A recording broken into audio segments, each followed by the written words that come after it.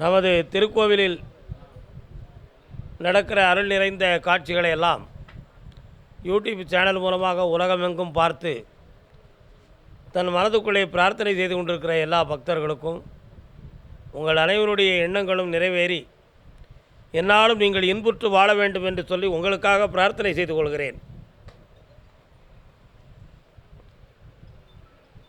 நேற்றைய தினம் நம்ம ஒரு நீதி நெறி மிகுந்த அற்புதமான சொற்பொழிவில் துரோணாச்சாரியார்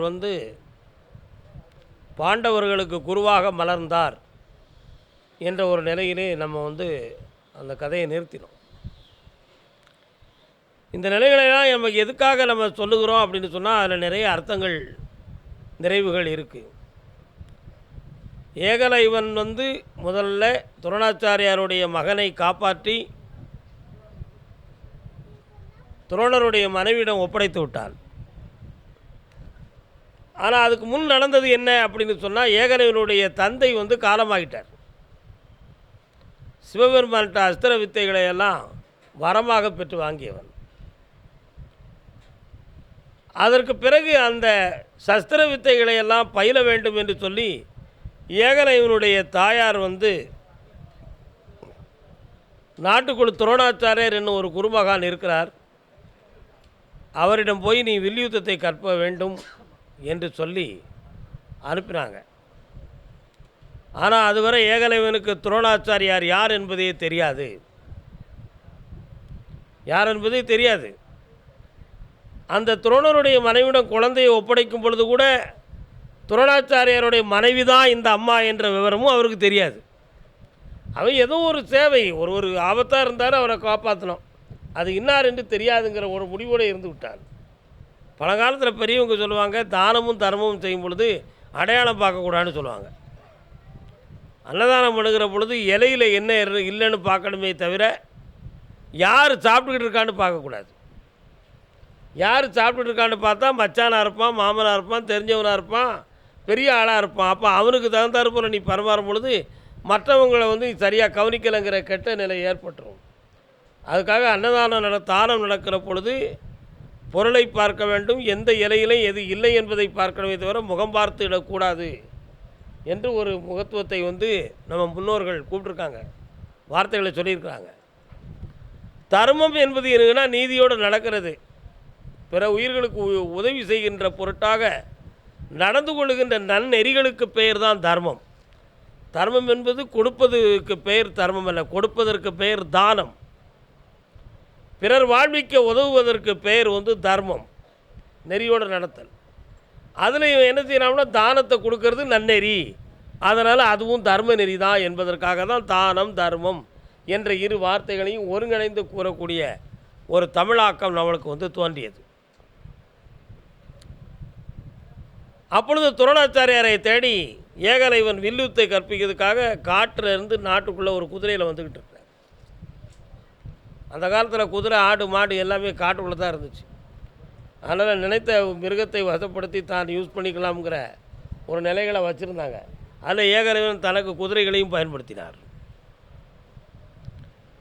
ஆனால் அதற்கு முன்பே பாண்டவர்களுக்கு குருவாக துரோணாச்சாரியார் உட்கார்ந்தார். அப்பொழுது என்ன நடந்துச்சுன்னு சொன்னால், பீமனுக்கு கதை யுத்தம் சொல்லி கொடுத்துக்கிட்டு இருந்தார். கதை யுத்தம்னா, கதை அப்படின்னு சொன்னால் தண்டாயுதம் என்பது பொருள். கதை யுத்தம் சொல்லிக் கொடுக்குற ஒரு நெறி என்னென்னா, இடுப்புக்கு கீழே கதையை பயன்படுத்தக்கூடாது.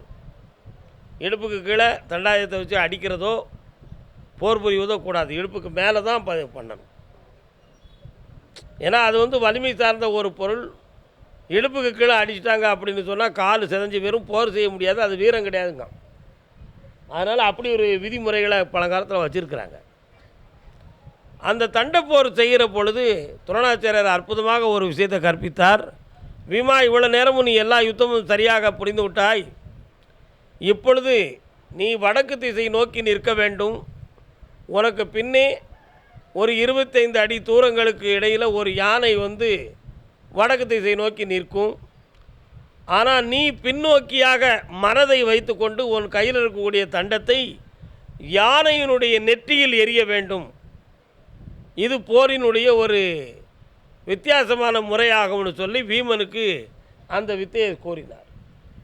வீமன் முன்னோக்கி நின்று கொண்டு பின்னோக்கியாக தண்டத்தை எறிந்தான். யானையினுடைய முகுள பகுதியில் பட்டுருச்சு. நெற்றியில் பட்டால் பிரச்சனை இல்லை, பட்டம் போட்டிருக்கும். முகுளம்னா யானையினுடைய மூளையினுடைய குருத்தெலும்பு இருக்கக்கூடிய இடத்துல போய் பட்டுருது. பட்ட உடனே யானைக்கு மதம் பிடிச்சி போச்சு, திமிர் பிடிச்சிடுது. தன்னை அறியாத ஒரு ஆங்கார ஆவேசம் தோன்றி இருக்கிற ஆட்களெல்லாம் போய் அடித்து நொறுக்கி, இருக்கிற குடில்கள் இருக்கிற கட்டிடங்கள்லாம் இடுக்கி, அதை யாராலும் அடக்க முடியலை. அந்த நேரத்தில் ஏகலைவன் துரோணாச்சாரியாரை பார்க்கறதுக்காக வந்துக்கிட்டு இருக்கான். யானை மதம் பிடிச்சி அலைவதை பார்த்த உடனே இவன் காட்டுக்குள்ளே இருந்து எல்லா மிருகங்களையும் வசப்படுத்தி தெரிஞ்சவன், மிருகங்களை தன்மையப்படுத்த தெரிஞ்சவன். உடனே இணைஞ்சவனா குதிரையிலிருந்து குதித்து ஓடி போய் யானையின் மீது தாவி உட்கார்ந்து யானையை பக்குவமாக தட்டி கொடுத்து அப்படியே அடக்கி கீழே படுக்க வச்சுட்டான். யார்? ஏகலைவன். மக்கள்லாம் அவனை கையெடுத்து கும்பிட்டாங்க. ஆபத்திலிருந்து எங்களை காப்பாற்றிய ஆண்டவனுடைய பிள்ளையோ நீ என்று சொல்லி அவனை கும்பிட்டாங்க. துரோணாச்சாரியாருக்கு மிகவும் மன மகிழ்ச்சி. நாம் போர்க்கற்பித்த நேரத்தில் இத்தனை பேருக்கு விபத்து வந்துருமோன்னு பயந்துக்கிட்டு இருந்தோம். அவ்வேளை இந்த அன்பு மகன் யார் என்று தெரியாமல் இந்த யானையை அடக்கி நமக்கு நல்லதை செய்தானே என்று சொல்லி அவனை கட்டி தழுவிக்கிட்டார். அந்த நேரத்தில் துரோணாச்சாரியருடைய மனைவி அந்த பக்கத்தில் வந்தான். சுவாமி, இந்த மகன் யார் என்று தெரியுமான்னு கேட்டான். தெரியாதம்மான்னு. நம்ம மகனை அன்னைக்கு காட்டுக்குள்ளே புலி விரட்டியதாக சொன்னேனே, அந்த ஆபத்திலிருந்து காப்பாற்றி புலியை கொண்டு நம் மைந்தனை காப்பாற்றி என் மடியில் கொடுத்த மகன்தான் இவன் என்று சொன்னார். மகனே, உனக்கு நான் மிகவும் கடமைப்பட்டிருக்கிறேன் அப்பான்னு சொல்லி துரோணாச்சாரியர் தழுவிக்கிட்டார். உனக்கு என்ன வேண்டும்னு கேட்டான். ஐயா, துரோணாச்சாரியார் இங்கே ஒருத்தர் இருக்காராம், அவர்கிட்ட வில்யுத்தம் கற்பதுக்காக என் தாயார் என்னை அனுப்பினாள்னா அந்த துரோணாச்சாரியார் நான் தான் பாடினார். அவர் உடனே பாத நமஸ்காரம் செய்தான். உனக்கு எல்லா யுத்தங்களையும் நான் கற்பித்து தருவேன், மனம் தளராமல் நீ படிக்கலாம் மகனே என்று ஆசி கோரினார். அப்படி சொன்ன உடனே பாண்டவர்களுக்கு கோபம் வந்துருச்சு. நாம் அரசனுடைய பிள்ளையாக நம்ம இருக்கிறோம், நம்முடைய நாட்டில் நம்மளை விட நாம் ஒரு யானையை அடக்க முடியலை, எல்லா மக்களுக்கும் ஆபத்தை விளைவித்தது.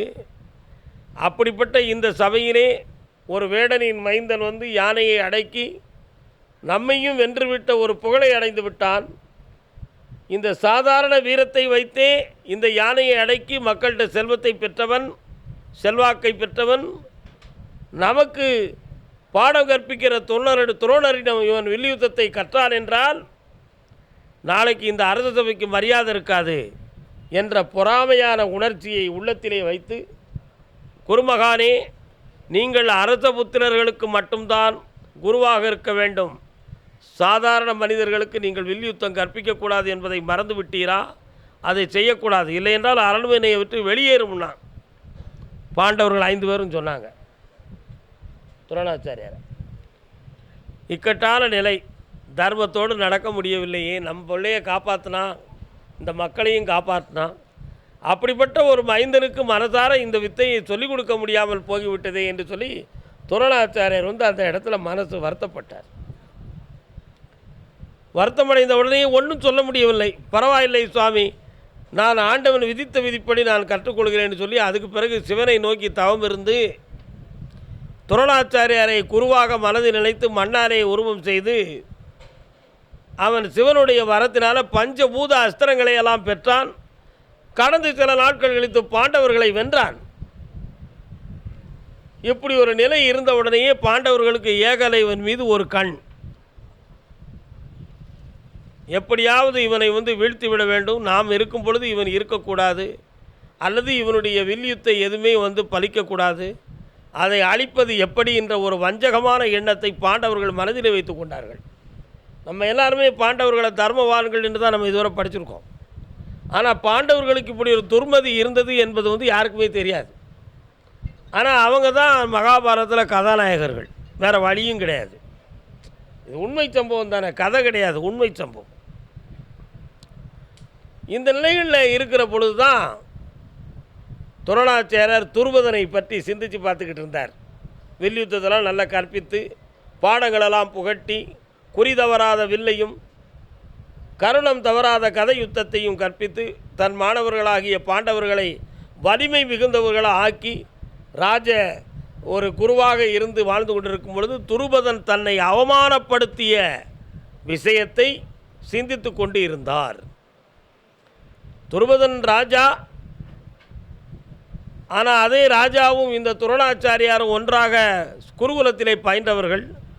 படித்திருந்தாலும் ராஜாவை போய் ஏன் துருபதான்னு கேட்டது துரியோதனனுடைய துரோணாச்சாரியாருடைய குற்றம். எவ்வளோதான் ஒன்றா படித்திருந்தாலும் அவன் ஒரு பதவியவோ ஒரு தகுதியவோ ஒரு செல்வாக்கையோ பெற்றுவிட்டால் நண்பனாக இருந்தாலும் சபையில் சபை மரியாதையோடு கூப்பிட்டு பழகணும் அப்படிங்கிற ஒரு விதி இருக்குது, மரியாதை நிமித்தமான விதி.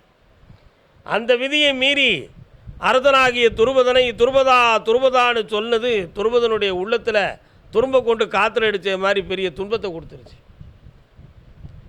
அதனால்தான் துரோணாச்சாரியரை வெளியே தள்ளின அவமானம் தாங்க முடியாத துரோணாச்சாரியர் அன்னைக்கு சாபம் விட்டார். என் சீடன் ஒருவனால் உன்னை வென்று தேரிலே கட்டி என் காலடி வீழச் செய்வேன் என்று சபதமிட்டிருந்தான் துரோணாச்சாரியார். அதை உணர்ந்து பார்த்தார். நம்ம அன்றைக்கு துருபதனை சொன்னோம், எப்படியாவது அவனை வென்று வர வேண்டும், கொண்டு வர வேண்டும் என்ற ஒரு எண்ணத்தில் அவர் உள்ளத்தை உணர்ந்துக்கிட்டு இருந்தார்.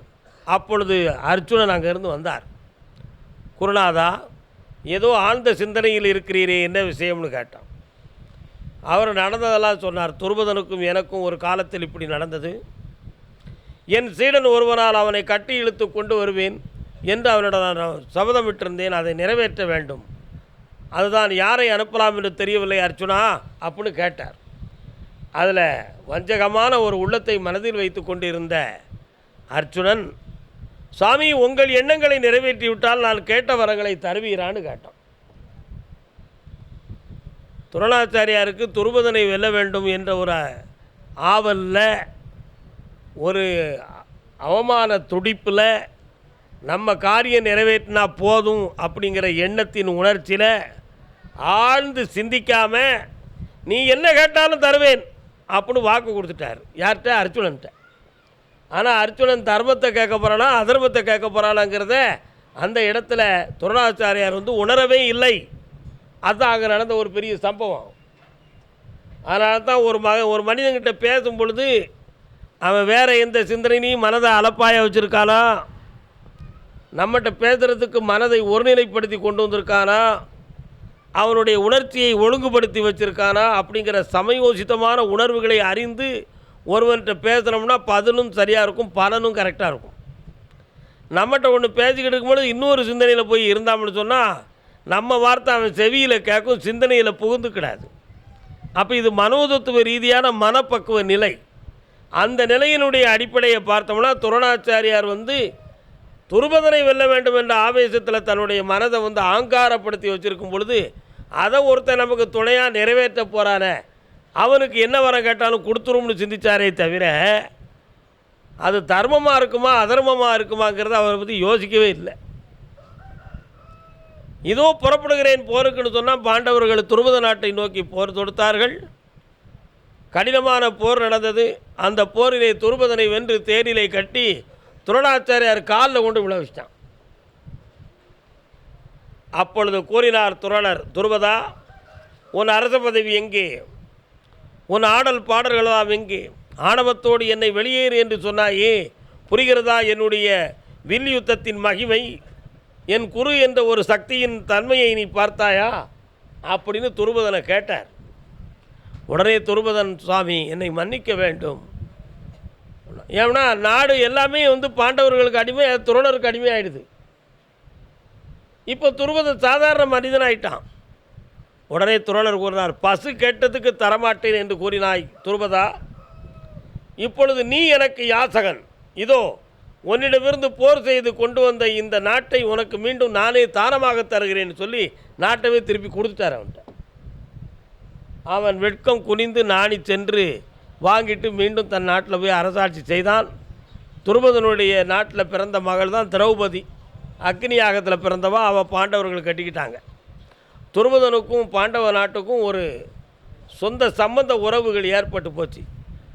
அது முடிந்த உடனே கேட்டார் அர்ஜுனன், குருநாதர் அவர்களே, எனக்கு ஒரு வர வேண்டும் என்று கேட்டேனே, அதை தருவீர்களா அப்படின்னு கேட்டான். கேள்மகனே தருகிறேன். யாரை பற்றி கேட்டாலும் மறுக்காமல் தருவீரா? தருவேன்னா.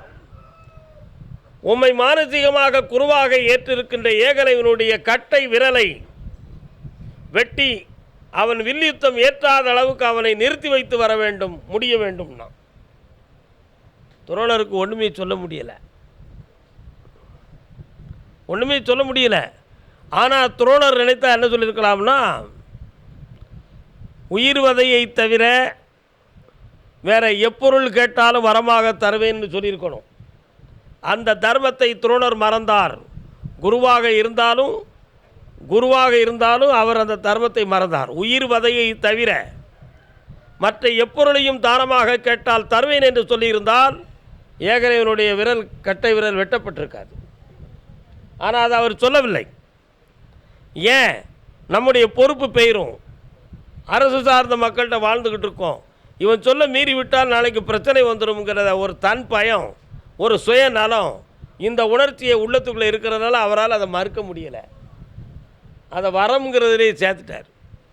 எப்படியாவது நான் வென்று வருகிறேன், என் மைந்தனாகிய உனக்கு அதை செய்யாவிட்டால் என்னென்னு சொல்லி ஏகலைவனுடைய உயர்ந்த மனதை பற்றி புரியாமல், அவனுடைய உயர்தரமான பக்தியை புரியாமல், அவனுடைய ஒழுக்கத்தை புரியாமல் துரோணர் கட்டைவிரலை தட்சணையாக வாங்க வனத்துக்கு புறப்பட்டார்.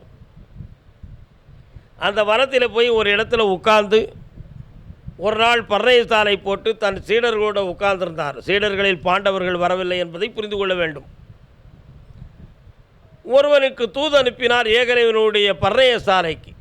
உன் குருமகானாகிய துரோணாச்சாரியார் வந்திருக்கிறாரப்பா என்று கேட்டார். உடனே அவருக்கு அதாவது அந்த காலத்தில் உள்ள மூங்கில் தட்டு, படுகை தட்டுகளை வைத்து கனி வகைகளும் மலர்களும் காட்டு பூக்களையும் வைத்து வரவேற்று பூச்சரமாக தொடுத்து துரோணாச்சாரியர் தன்னுடைய பர்ணயசாலைக்கு அழைத்து சென்றார் ஏகலைவன். மாலை மரியாதையோடு, ஈசனே என்பால் இறங்கி வந்ததுக்கு ஈடாகும் ஐயனே, குருவாகிய உமது திருப்பாதம் என் அடியில் பட வேண்டுமென்றால் அடியேன் முன் செய்த பாவங்களெல்லாம் தீர்ந்ததாக உணர்ந்தேன் என்று பக்தியோடு அப்பாதம் பணிந்தான். அந்த பாதம் பணிந்தவனுக்கு கிடைத்த தண்டனை பின்னால் விளக்கப்படும். அதுக்கு பிறகு எல்லா கனிவகைகள் எல்லாம் சாப்பிட்டு முடித்தவுடன், ஏகலைவா சுவாமி, உனக்கு இந்த யுத்தத்தை எல்லாம் சொல்லிக் கொடுத்தது யார் அப்படின்னு கேட்டார். மானசீகமாக உங்களை குருவாக நினைத்து ஈசனிடம் நான் பெற்ற வரம்தான் சுவாமின்னா. குருவென்றால் எனக்கு தட்சணை தந்திருக்க வேண்டும் அல்லவா அப்படின்னு கேட்டான். தாங்களுக்கு என்ன வேண்டும் கேளுங்கள், நான் தருகிறேன். அவன் பரந்த மனப்பான்மையுடையவன். உயிரவா கட்டுற போகிறாரு, பொருளைத்தானே கேட்பார். குரு எல்லாம் தெரிந்தவராச்சே, நம்மளை சாகடிக்கிறதுக்கு நினைப்பாரா? நம் அங்கத்தை பங்கப்பட நினைப்பாரா? வாழ்விக்க வந்தவன் தானே குருவாக இருக்க முடியும். தாழ்விக்க வந்தவன் குருவென்றும் தகுதியற்றவனாக இருப்பானே. இவன் தயாபர தத்துவனாகிய ஈசனின் மறு அவதாரம் அல்லவா? நம்மை ஒருபொழுதும் குறைக்க மாட்டான் என்ற உணர்வோடு தாங்கள் என்ன கேட்டாலும் தருவேன் சுவாமி என்று சொன்னார். அவனுடைய அன்பு மிகுந்த ஒரு வார்த்தை. ஆனால் ஏகலைவனுடைய மனைவிக்கு ஒரு நாள், அந்த முதல் நாள் இரவில் ஏகலைவன் பாதிக்கப்படுவதாகவும் அங்கம் பங்கப்படுவதாகவும் கனவில் பராசக்தி உணர்த்தி விட்டாள். அதை உணர்ந்து ஏகலைவனை தடுத்து நிறுத்தினாள். தட்சணை தருவதாக சொல்லாதீர்கள்னு கேட்டாள். குரு கேட்டு கொடுக்க மறத்தால் பாவம் எனக்கு பிடிக்கும், நாம் நல்லா இருக்க வேண்டும் என்றால் குருதட்சணையை கொடுத்தே ஆக வேண்டும் என்று சொல்லி முன் வந்தான். என்ன சாமி வேண்டும்னா, உன் கையினுடைய கட்டை விரல் எனக்கு தானமாக வேணும்னு கேட்டான். யோசிக்காமல் தருகிறேன்னு சொல்ல அம்பு எடுத்து கட்டை விரலை வெட்டி கொடுத்துட்டான். அம்பு எங்கேருந்து பிடிக்க முடியும்? கட்டை விரல் எடுத்தாச்சுன்னா அம்பு பிடிக்க முடியுமா? முடியாது, அம்பு எய்ய முடியாது. அந்த கட்டை விரலை வாங்கி ஒரு பட்டத்து இலையில் வச்ச உடனே சாரதாம்பிகை தோன்றினாள். சாரதாம்பிகை தோன்றி அருமையான வாசகத்தை சொன்னாள். ஏகலைவன் ஏக பரம்பொருளாக இருக்கின்ற கள்ளமில்லாத இதயத்தை படைத்தவன் துரோணா. பாண்டவர்களை பெரிதாக நினைத்து அந்த சீடர்கள் வாழ வேண்டும் என்பதற்காக கள்ளம் கவடமற்ற மாசற்ற மனம் கொண்ட இந்த ஏகலைவன் என்னும் உத்தம சீடனினுடைய விரலை நீ தட்சணையாக கேட்டது மகா பாவம், மகா குற்றம். அவனுடைய உள்ளத்தில் இன்னும் உன்னை குருவாக நினைக்கிறான், நீ வாங்கிவிட்டாய் என்ற கண்ணீர் அவனுக்கு வரவில்லை. அவன் செய்ய வேண்டிய சாபத்தை உனக்கு நான் தருகிறேன். எந்த சீடனுக்காக ஒரு உத்தம சீடனுடைய கட்டை விரலை நீ காணிக்கையாக வாங்கினாயோ அந்த சீடர்கள் உனக்கு எதிரியாக மாறுவார்கள். அந்த சீடர்களே உன்னுடைய தலையை வெட்டி உன்னை அழிப்பார்கள். எந்த வில்யுத்தம் ஏகலைவன் தொடக்கூடாது என்று நீ நினைத்தாயோ அதே மாதிரி வில்லை அம்பை நீ தொட முடியாமல் மன சஞ்சலத்தால் மந்திரத்தை மறந்து தந்திர வித்தையை இழந்து தலையை நீ பறிகொடுப்பாயாக. இதுவே ஏகலைவனுக்கு நீ செய்த துரோகத்தின் சாபமாகும் என்று சொன்னாள் சாரதாம்பிகை. அதே மாதிரி கடைசி போரில் துரியோதனனுடைய அவையில் துரோணாச்சாரியார் போய் இருந்தார். அஸ்வத்தாமா என்னும் ஒரு யானை இறந்ததை தர்மன் அஸ்வத்தாமன் என்னும் யானை இறந்து விட்டதுன்னு சொன்னான். அந்த வார்த்தையை கேட்டவுடன் துரோணாச்சாரியாருக்கு நம்ம மகன் பேரு தானே அஸ்வத்தாமன், அவன்தான் இறந்துட்டாமனு மன சஞ்சலத்தில் மந்திரத்தையும் வீரத்தமிழையும் மறந்து சோர்ந்தார். தக்க வேளையிலே பாண்டவர்களில் ஒருவன் போய் துரோணாச்சாரியர் தலையை துண்டித்தான். இந்த சாபம் நிறைவேறியது. புரிந்து கொள்வது என்ன? குரு மட்டும்தான் ஒருவனுக்கு சாபம் விட முடியும் என்ற எண்ணம் அப்படி அல்ல. சீடன் கூட உத்தமனாக இருந்தால் குருவனுடைய சாபமும் பாவமும் குருவனுடைய சாம்ராஜ்யத்தை அழிச்சிடும். அதனால் பாவத்துக்கும் புண்ணியத்துக்கும் அடையாளமே கிடையாது, செயல் மட்டும்தான் உண்டு. தர்மம் செய்தால் தர்மம், பாவம் செஞ்சால் பாவம், கர்மம் செஞ்சால் கர்மம்.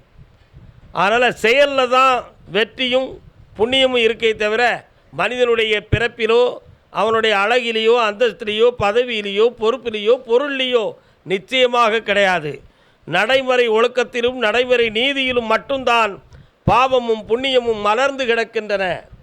அதற்கு கடைபிடிக்க வேண்டிய ஒரே ஒரு சக்தி மனிதனின் உயர்தரமான மனோசக்தி.